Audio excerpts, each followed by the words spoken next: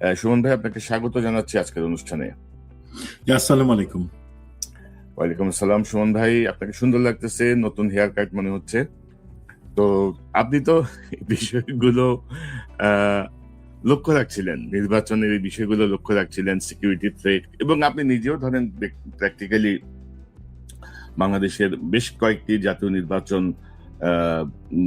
Cover করে, মানে কি বলবো, সেনাবাহিনীর পক্ষ থেকে দায়িত্ব পালনের অভিজ্ঞতাও আপনার আছে।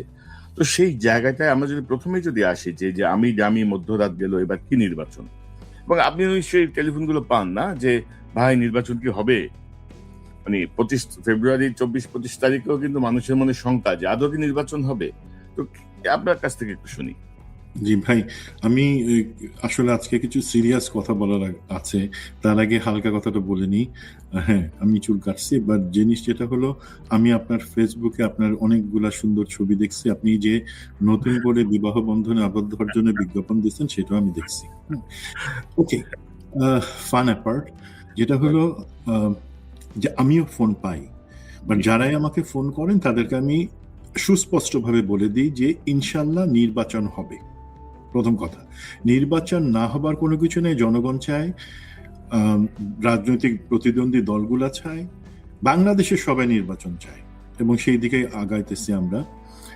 বাংলাদেশের বাইরে বা বিতাড়িত হাসিনার আওয়ামী লীগ তারা হয়তো চায় না তাদেরকে ছাড়া একটা নির্বাচন হোক, বা যেই দেশে তারা আশ্রয় নিচ্ছে ভারত, তারাও চায় না যে আওয়ামী লীগকে বাদ দিয়ে তাদের সবসময়ের সাথী নির্বাচন হোক। তো সেই জায়গাটাতে হয়তো সন্দেহ থাকতে পারে। আমরা দেশে বাংলাদেশি যারা, আমরা বাংলাদেশি, আমরা অবশ্যই নির্বাচন চাই। এখন মনে রাখতে হবে, এই যে নির্বাচন, সেটা কিন্তু ইতিহাসের সব থেকে গুরুত্বপূর্ণ নির্বাচন বাংলাদেশের জন্য। আমরা ৭১-এর নির্বাচন ছিল, ৯১-এর নির্বাচন ছিল, ২০০৮-এর নির্বাচন ছিল, কিন্তু সবকিছু ছাপায় এটা প্রতিবারই নির্বাচন হয়েছে, কিন্তু কোন রাজনৈতিক দলটা ক্ষমতায় আসবে সেটা নির্ধারণের জন্য, জনগণ কাকে আনবে। বাট এইবারের নির্বাচনটা আলাদা।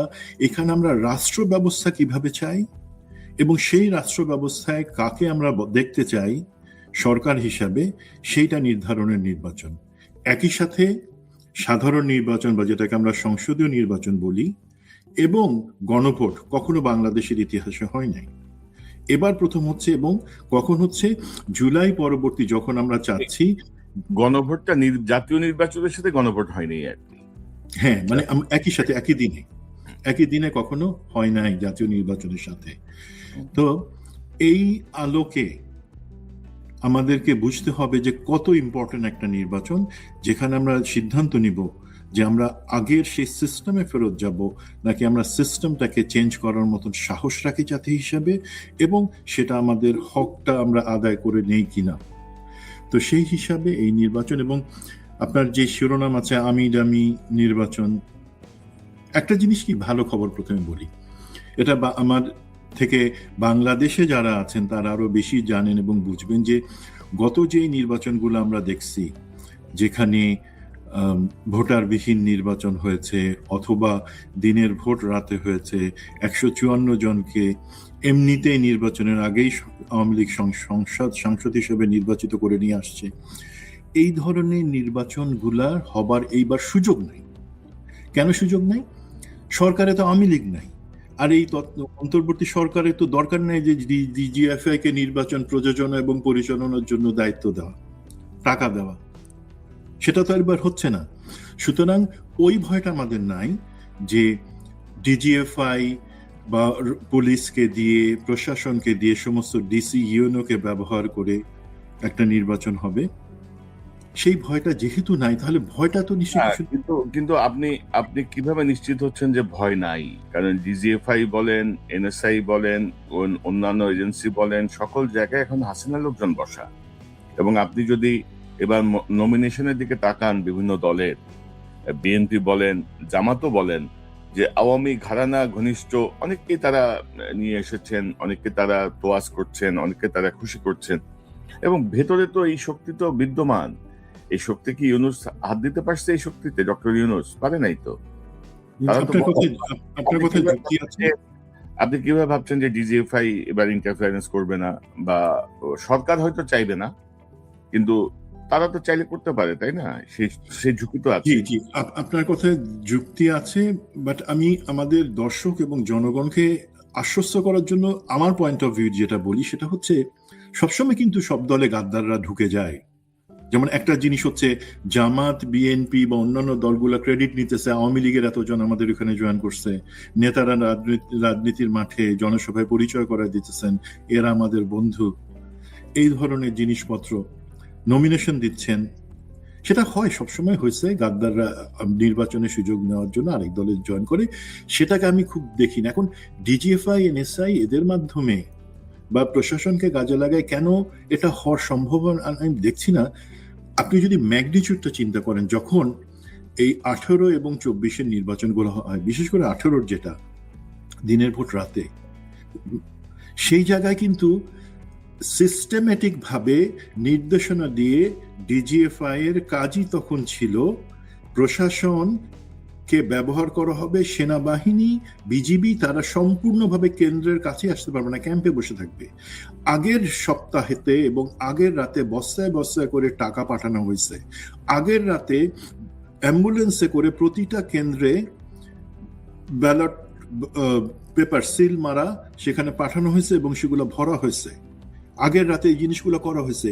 এই জিনিসগুলো প্র্যাকটিক্যালি সম্ভব না, এবং যদি না সরকারের ইচ্ছা থাকে এবং আওয়ামী লীগ সরকারের মতন কারো ইচ্ছা থাকে। 2 নাম্বার, আপনি কি মনে করেন আমাদের এখনকার ডিজিএফআই, এনএসআই তাদের ভিতরে যতই আওয়ামী লীগ, ছাত্রলীগের লোকজন, যুবলীগের লোকজন ঢুকে থাকুক, তাদের এই 24-এর পরে সাহস হবে এই জিনিসটা নিজে থেকে করবার জন্য, যদি সরকারের প্যাট্রোনাইজেশন না থাকে বা কোনো রাজনৈতিক দলের চাপ না থাকে? আমি দেখতেছি না সেই জিনিসটা। দেন আরেকটা জিনিস হলো, এই জিনিসটা করবার জন্য যে মিডিয়া বা অন্যান্য জিনিস এর আড়ালে নিয়ে বা মিডিয়াকে কিনে নিয়ে, ধরেন প্রথম আলোর মতিউর রহমান এবং মাহফুজ সাহেব, ওনারা কিন্তু ওনাদের, আমার যতদূর মনে হয়, ওনারা এখন ওই হাদির ঘটনার পর থেকে প্রতিদিনই ডবল স্পিডে ওনারা বাথরুমে যান। ওনারা জানেন, সো মিডিয়ার এত সাহস হবে না জিনিসটাকে ছুপাই যাওয়া যে এই ধরনের জিনিস হচ্ছে। সেই আলোকে আমি মনে করি, দেখেন এনএসআই এর কথা আমি যদি একটা এক্সাম্পল দিই, এনএসআই তে কিন্তু প্রায় অর্ধেক লোককে ওএসডি করে রাখা হয়েছে, যারা ছাত্রলীগ, যুবলীগের সেই গুন্ডাগুলা, যারা এনএসআই এর পদ ব্যবহার করে দেশে সন্ত্রাস চালাতো, তারা ওএসডি। 13 জন অফিসারকে এনএসআই নিজে থেকে দুদকের হাতে তুলে দিয়েছে দুর্নীতির অভিযোগ তদন্ত করে দেখে শাস্তিমূলক ব্যবস্থা নেওয়ার জন্য।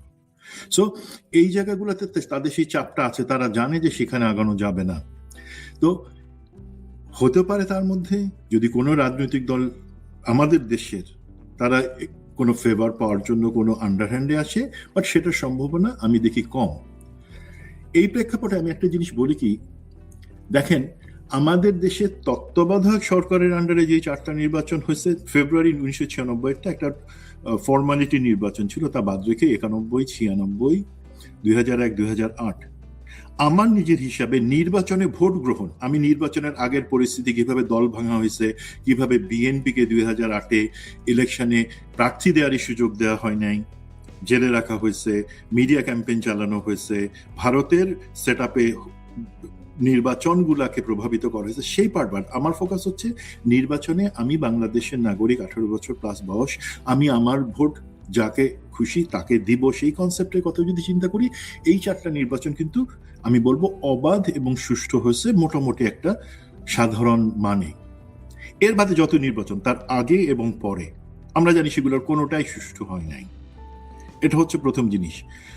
বাট সেটা কি খুব বেশি ইম্প্যাক্ট করছে আমাদেরকে এই 15 বছরের হাসিনার যেই দুঃশাসন, সেটা ছাড়া? ঠিক আছে, কোনো পার্টি জিতবার ছিল, বাট এইবারের নির্বাচনটা সুষ্ঠু করা এবং একই সাথে সেই নির্বাচনে ভোট ডাকাতি শুধু না, তার বাদে যাতে মারামারি, হানাহানি বা কোনো প্রাণহানি না হয়, সেটা নিশ্চিত করা কিন্তু আমাদের জন্য অনেক অনেক দরকার। সেই দরকারটা কেন সেটা আমি পরে আসছি। প্রথমে ভাই আপনি যদি সময় দেন আমি একটা জিনিস একটু বলি, স্ট্যাটিস্টিক্স বলি। জি, আমাদের এই নির্বাচনের সময় এখন তো অ্যাকচুয়ালি সবকিছুর দায়িত্ব ইভেন প্রশাসনের রদবদল থেকে শুরু করে কি হবে সেগুলো নির্বাচন কমিশনের, এবং নির্বাচন কমিশনে কিন্তু বেসিক্যালি একজন, মানে ব্রিগেডিয়ার জেনারেল ফজল, উনিই দায়িত্ব পালন করতেছেন, বাকি সবাই তার হাতে তার ঘাড়ে সবকিছু দিয়ে বলছে ভাই আপনি করেন, তার অভিজ্ঞতা আছে, তার ম্যাচুরিটি আছে, সেই কারণে হয়তো সেটা একটা পেইনফুল ব্যাপার, বাট সেইভাবে হচ্ছে। এখন ওনারা সেই জিনিসটা করবেন এবং করছেন ওনাদের হিসাব মতে, এবং স্বরাষ্ট্র মন্ত্রী লেফটেন্যান্ট জেনারেল জাহাঙ্গীর যে স্ট্যাটিস্টিক্স দিয়েছেন একটা সংবাদ সম্মেলনে গত সপ্তাহে, তাতে দেখা যায় প্রায় 9 লাখের মতন বিভিন্ন বাহিনী, সেটা সেনাবাহিনী, বিমান বাহিনী, নৌবাহিনী থেকে শুরু করে ইভেন পুলিশ, বিজিবি, আনসার, সেই সহ 9 লাখ, 3,000 কম 9 লাখ। তার মধ্যে 1 লাখের মতন বড় হচ্ছে আর্মি, 3 থেকে 5,000 এয়ারফোর্স, নেভি, বিজিবি থাকবে 37,000, কারণ তাদেরকে তো আমাদের বর্ডারটাকে পাহারা দিতে হবে। পুলিশ সারপ্রাইজিংলি থাকবে 1,49,000। আনসার এবং ভিডিপি মিলাই 5 লাখ কম বেশি থাকবে। এখন এর বাদে ফায়ার সার্ভিস থাকবে, অন্যান্য র্যাব থাকবে। ভাই সংখ্যাটা আপনি যদি দেখেন, এটা মোরলেস এইভাবেই ডিপ্লয় ছিল আগের নির্বাচনগুলোতে, বাট আমরা আগেই বলছি এইবারের নির্বাচনের লক্ষ্য এবং একই সাথে পরিস্থিতি সম্পূর্ণ ভিন্ন আগের যে কোনো নির্বাচনের থেকে। এখন দেখেন পরিস্থিতির কথায় আসি। নির্বাচন মূলত হয় পুলিশ এবং আনসার কেন্দ্রে থাকে, 42,300 সামথিং কেন্দ্র আছে, 600 সামথিং কেন্দ্র আছে। সেই কেন্দ্রগুলা মূলত অবস্থান করে প্রোটেকশন দেয় পুলিশ, আনসার, ভিডিপি। তারা পাশে ক্যাম্পে, আইদার ক্যাম্পে থাকে, বিভিন্ন সময় বিভিন্ন নির্দেশনা থাকে বিজিবি এবং সেনাবাহিনীর প্রতি, তারা আইদার স্ট্রাইকিং ফোর্স হিসেবে থাকে। বাট আমরা যতগুলো নির্বাচন, আমি ছিলাম 6টা নির্বাচনের সময় ছিলাম, তখন কিন্তু প্রতিবারই আমরা দেখেছি যে আমরা পেট্রোল নিয়ে, আমরা আমাদের সাথে টিমকে নিয়ে প্রতিটা কেন্দ্রে আমরা সারাক্ষণ ঘুরতাম। 12 ঘন্টার জন্য দায়িত্ব বলা হয়েছে, 14 ঘন্টা 15 ঘন্টা দরকার হলে কাভার করছি, একটানা 20 ঘন্টা কাভার করছি, যাতে নিরাপত্তা যে কোনো জায়গায় আমরা যে কোনো একটা পয়েন্টে কোনো গন্ডগোল হলে সেখানে আমরা 10 থেকে 15 মিনিটের মধ্যে যাতে পৌঁছাতে পারি এবং সিচুয়েশনটাকে রেস্টোর করতে পারি। ঠিক আছে, সেই হিসাবে হয়তো আপনি যদি দেখেন, বাট প্রথম কথা, নির্বাচনের কেন্দ্রের দায়িত্বে যে পুলিশ আছে, যদি কোনো গন্ডগোল হয়, আল্লাহ না করুক, সেই গন্ডগোলগুলোর সময় পুলিশ এবং আনসার, পুলিশের তো মাজা ভাঙা, তার তো ইউনিফর্ম এখন কেউ 2 পয়সাও পাত্তা দেয় না, আর আনসার তো আনসার লিগ হয়ে গেছে, তাই না ভাই? এখন সেই জায়গায় কেউ যদি একটা রাজনৈতিক দলের কিছু লোক এসে পুলিশরে 2টা থাপ্পড় দেয় বা আনসারে ধরে কোমরে 6 ইঞ্চি নিচে একটা লাথি মারে, ওরা তো প্রথমেই পালাবে সেখান থেকে। এটা রিয়েল বাস্তবতা আমি বলছি। কিন্তু ভাই 24 পরবর্তীতে তাদের মোরাল তাদের ওই স্ট্যান্ডিং নাই যে তারা একটা অন্যায়ের প্রতিবাদ সঠিকভাবে করবে বা আইন শৃঙ্খলার প্রয়োগটা করবে, এটাই বাস্তবতা এখন। তো আমি যদি একটা বিষয় যোগ করি আপনার সাথে, ধরেন আপনি তো হিসাব তো দিচ্ছেন যে ধরেন এই পরিমাণ হয়তো শক্তি থাকবে নির্বাচন কেন্দ্রিক, এবং যেটা বললেন যে নির্বাচনের সময় আনসারের উপর হামলা, পুলিশের উপর হামলা অতীত হয়েছে, এবারও হয়তো কোনো কোনো দুষ্কৃতিকারী চেষ্টা করবে। কিন্তু আমার কনসার্নের জায়গাটা হচ্ছে হাসিনার আমলে যেই 14, 18, 24 এই নির্বাচনগুলোয় অভিজ্ঞতা সম্পন্ন যেই সেনা সদস্য, সেনা কর্মকর্তা বা পুলিশ বা আনসার, তাদেরকে কি কোনো স্ক্রিনিং করা হয়েছে? কোনো তথ্য তো আমরা পাইনি এরকম। পাশাপাশি ধরেন আনসার লীগের যে দাপট আমরা দেখলাম ইউনূস সরকার দায়িত্ব নেওয়ার পরে, পরবর্তীতে আসলে কি ব্যবস্থা নেওয়া হয়েছে? কতজন আনসারকে অলমোস্ট বিদ্রোহ করার মতোই তো কি ব্যবস্থা নেওয়া হয়েছে তাদের বিষয়ে? তো এইগুলো দিয়ে কি আদৌ সম্ভব কিনা, নাকি সব আপনার ওই যে ইউনূসের মতো, যে মোটিভেশনাল স্পিচের মতো আর কি, একটি অসাধারণ নির্বাচন হবে, স্মরণকালের শ্রেষ্ঠ নির্বাচন হবে, নির্বাচন কমিশনারেরও আগামাথা কিছু বুঝতেছি না আমি। তো সেই জায়গাটা মিলায় এই প্রশ্নগুলো আপনার মনে কি আসে না? এই প্রশ্নগুলো আমরা এই প্রশ্নগুলো মনে আসছে, এবং আজকে না কনক ভাই, আজকে থেকে ধরেন 7-8 মাসে আমরা এই প্রশ্নগুলো রেজ করেছি সরকারের যেখানে যেখানে আমাদের যোগাযোগের এবং ইনফ্লুয়েন্স করার সুযোগ আছে সেখানে আমরা করেছি। আপনিও হয়তো কোনো জায়গায় করেছেন। দেখেন তারপরে কি, আজকে আমি যদি একটা স্ট্যাটিস্টিক্স দেই, 14 হিসাবটা আমি বাদ দিলাম, 18-24-এর সময় যারা ছিল ইলেকশন ইঞ্জিনিয়ারিং করেছে, সেই ধরনের জেলা পর্যায়ে থানা পর্যায়ে যে কর্মকর্তা যারা ইউএনএ ছিল, তারা এখন তাদের বেশিরভাগই এখন ডিসি এবং বিভিন্ন জেলায় কর্মরত ডিসি যারা নির্বাচনকালীন রিটার্নিং অফিসারের দায়িত্ব পালন করবেন। এই জিনিসটা দর্শক এবং অন্যর কাছে একটা শকিং জিনিস মনে হতে পারে, এটাই বাস্তবতা। সুতরাং এখানে স্ক্রিনিং বা অন্যান্য কিছু করা হয় নাই। যারা সেই পাপটার সাথে সরাসরি জড়িত ছিল তারাই আজকে রিটার্নিং অফিসার। এবং এইখানে কিন্তু রাজনৈতিক দলগুলোর কোনো আমি আপত্তি দেখি নাই। কেন আপত্তি দেখি নাই? কারণ তারা মনে করতেছে ঠিক আছে, আমরা তো এদেরকে ব্যবহার করতে পারবো। এটা আরো উদ্বেগজনক যে রাজনৈতিক দলগুলো প্রতিবাদ করে নাই, বিকজ তারা মনে করে ঠিক আছে এই 2 নম্বর লোকগুলো সেখানে রিটার্নিং অফিসার, সহকারী রিটার্নিং অফিসার থাকলে পরে তো তারা আমাদেরই কাজে লাগবে, বিকজ একবার যে বিক্রি হয়েছে তারা তো কেনা অনেক সহজ। কথাটা খুব আমি চাচাশোলা কথা বলে দিলাম, বাট এটা ওনাদের শোনার উচিত। 2 নম্বর জিনিস যেটা হচ্ছে, সেনাবাহিনী পুলিশ সেই জায়গায় যারা ছিল, পুলিশ তো বেনজিরের পুলিশ। আমি কখনো বলি না যে এইটা হচ্ছে মানে খোদাবক্স সাহেবের বা আমাদের বর্তমান আইজিপির পুলিশ। এটা সম্পূর্ণভাবে বেনজির এবং মনিরুল সিটিটিসি তাদের নিয়ন্ত্রিত একটা পুলিশ। তাদের কাছ থেকে আসল যে অর্ডার আসে তারা সেটা শুনে। তারাও ছিল 18-24-এর যারা ইনভলভ ছিল, তারাও কিন্তু আছে, এখন কিছু বাদ গেছে আছে। সেনাবাহিনীতে ডিজিএফআইতে তখন যারা সেই সময় তৎকালীন ছিলেন, তাদের সেই জেনারেলরা চলে গেছেন বাড়িতে, অথবা কেউ চাকরি থেকে বহিষ্কার হয়ে গেছেন। বাট সারপ্রাইজিংলি যে জিনিসটা আমরা খেয়াল করতেছি না সেটা হচ্ছে জেনারেলরা আসলে ওই ধরনের কাজ কখনো মাঠে করেন না। তাদের হয়ে মেজর, লেফটেন্যান্ট কর্নেল, কর্নেলস তারা সেই জিনিসটা মাঠে এক্সিকিউট করেন। তারা তো ভাই রয়ে গেছে, তাদের কাউকে আপনি চাকরি থেকে বাদ দেন নাই। এবং আপনি যদি এখন সেনা সদরে খোঁজ নেন, সেনা সদরে 3 জন আছেন যারা সেই ইলেকশন ইঞ্জিনিয়ারিং ডিজিএফআইতে তখন চাকরিরত ছিলেন এবং সরাসরি ইলেকশন ইঞ্জিনিয়ারিং এর সাথে জড়িত ছিলেন। ডিজিএফআইতে আবার এখন ফেরত আসছেন একটা ব্যুরোর প্রধান, যিনি ইলেকশন ইঞ্জিনিয়ারিং এর সময় ডিজিএফআই এর একজন ডিজির কর্ড ছিলেন। একটা ডিজির কোঅর্ডিনেটিং অফিসার বা কর্ড, সে কিন্তু ডিজি যে জিনিসটা জানে, যে পরিকল্পনাটা জানে, যে 2 নম্বর জিনিসটা জানে, সেই জিনিসটা সেও জানে। সুতরাং সেই জিনিসে স্ক্রিনিং হয় নাই। আমরা মনে করতেছি ঠিক আছে তারা তো দুর্বল হয়ে গেছে, তারা বিপজ্জনক না। সাপ কখনো দুর্বল হয় না। সাপ জন্ম থেকে মৃত্যু পর্যন্ত বিপজ্জনক। এই জিনিসটা আমাদেরকে মনে রাখতে হবে এবং এই স্ক্রিনের জিনিসটাতে আসতে হবে। তো এখন যেটা আমরা দেখলাম যে এটাতে ফেরত আসি, যে পুলিশ, আনসার আগে যেভাবে প্রতিটা নির্বাচনে তারাই কেন্দ্র, মোটামুটি 80% ক্ষেত্রে কেন্দ্র সামলানো, কোনো হালকা গোলযোগ হইলে সেটা সামলানোর জন্য যথেষ্ট ছিল, এবার সেটা হবে না। যে কোনো জায়গায় একটা কিছু শুরু হলে প্রথম দৌড়টা তারা দিবে এবং কোন দিকে দৌড় দেবে কেউ জানবে না, অস্ত্র ফেলে দৌড়াবে। তো তখন সাথে সাথে বিজিবি এবং সেনাবাহিনীর হেল্প চাইতে হবে। তারা যদি আসে, আমি মনে করি বর্তমান যে পরিকল্পনা সে অনুযায়ী 10 থেকে 15 মিনিটের মধ্যে আসবে। 10 থেকে 15 মিনিট যে সময়, সেখানে প্রতিটা দলের এজেন্ট থাকার পরেও যারা সেখানে পুলিশ এবং আনসারকে দৌড়াইতে বাধ্য করবে, তারা ব্যালট বাক্সে 15 মিনিটের মধ্যে নির্বাচনের ফল নির্ধারণী যতগুলা ব্যালট ঢুকানো দরকার সেগুলো ঢুকাতে পারবে। এটা আমরা জানি, এটা পরীক্ষিত যে 15 মিনিট যথেষ্ট। ব্যালট বাক্সগুলো একটা কেন্দ্রের যদি 6টা বুথে থাকে এবং ব্যালট বাক্স সেখানে ধরেন 12-15টা থাকে, প্রতিটাতে ঢুকাই দেবে। তো এই যে ভয়টা আছে, এখন এটাকে এইভাবে চলবে?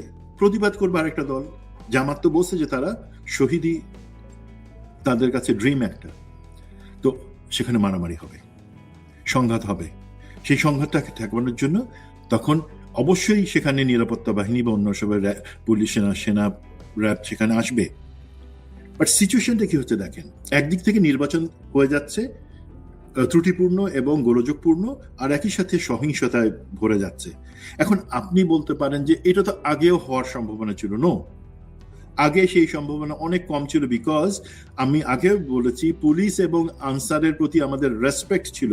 তারা কিছু বললে সেটা শুনতো। অন্তত তারা যেই মুহূর্তে গোলযোগ শুরু হয়েছে সেইখান থেকে 15 মিনিট পর্যন্ত সবকিছু ঠেকায় রাখতে পারতো। এর মধ্যে আবার আর্মি এবং বিজিবি চলে আসতে পারতো।